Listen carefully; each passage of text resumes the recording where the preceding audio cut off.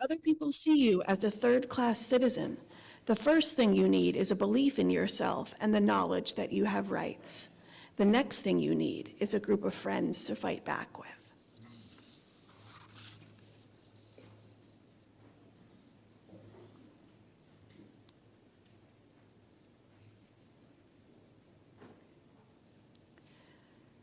On March 12, 1990, over 1,000 disability rights protesters took to the U.S. Capitol, with about 60 of them jettisoning their mobility devices to crawl up the Capitol steps. One of the protesters was 8-year-old Jennifer Keelan Chaffins, who famously declared, "I'm going to get to the top if it takes me all night." Watching this video on YouTube 15 years after it happened, I was moved to the point of tears.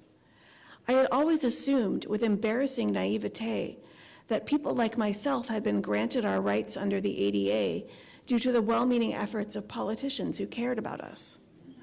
I was young. It had not occurred to me that the passage of that groundbreaking legislation only came about through the tireless efforts of countless people with disabilities who staged sit-ins and protests and even a Capitol crawl.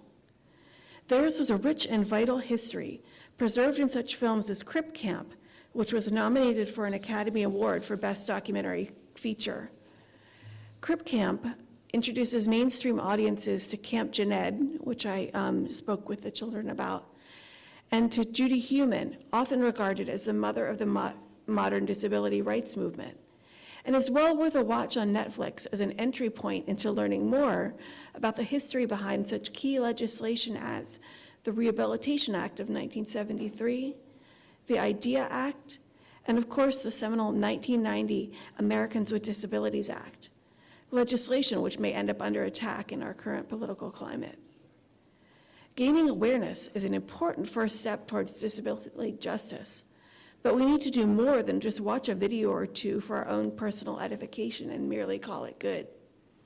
For our faith and its first principle call us to affirm the inherent worth and dignity of every person, regardless of their ability status.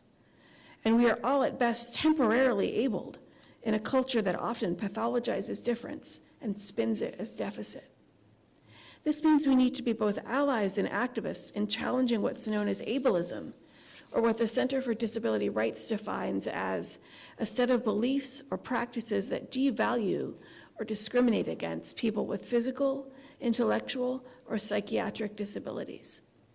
A few examples listed on the website of UUA-affiliated disability social justice organization, Equal Access, that's equal with 2 U's as in UU, include everything from lack of physically accessible event spaces to either ignoring somebody's disability status or conversely, assuming that disability is a person's defining life experience.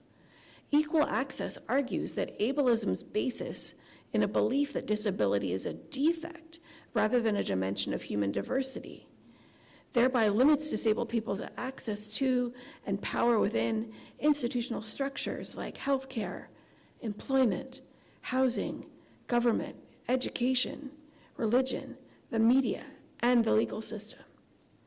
I don't think it's an accident that religion is listed, because there are many ways in which faith communities could improve and grow when it comes to welcoming, affirming, and advocating for people with disabilities within their congregations and greater society.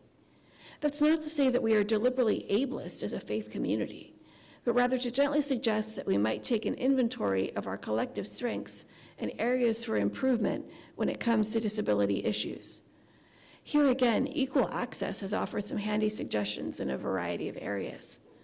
Some of these are large in scope, like physical building accessibility, while others are more granular, like making sure liturgical language is welcoming in worship. A good example of the latter is the hymn Answering the Call of Love, written by Reverend Jason Shelton.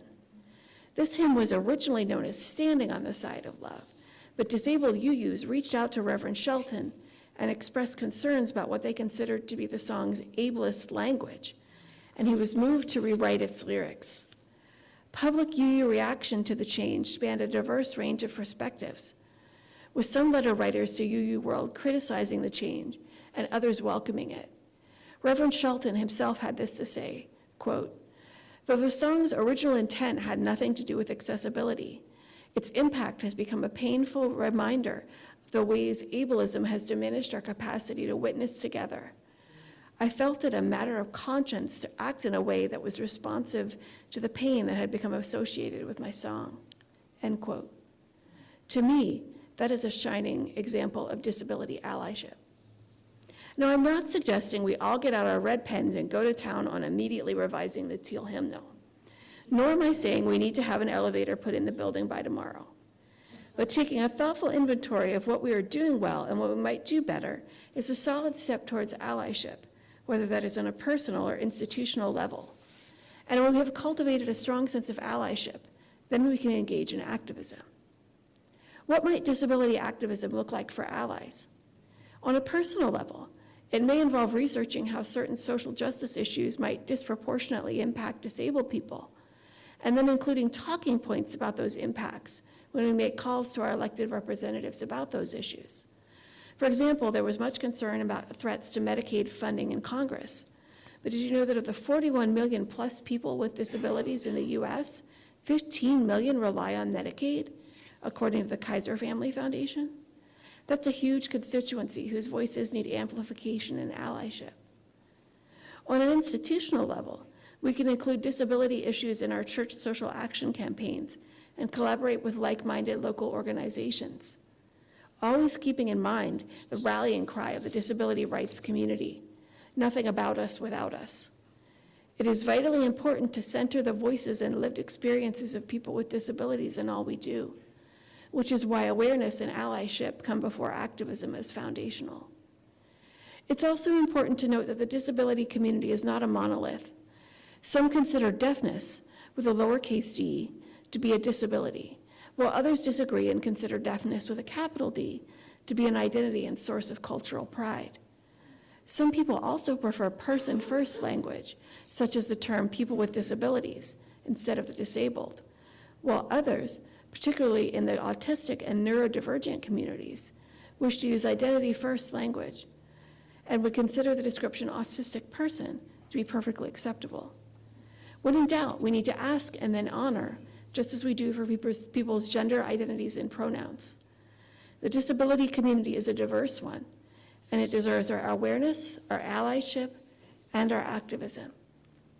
I hope these suggestions help you pinpoint where your faith might call you to join disabled people in their ongoing pursuit of their rights, whether that's a simple first step of firing up your Netflix queue to Crip Camp, or even taking to the Capitol steps. Thank you. Now, please rise.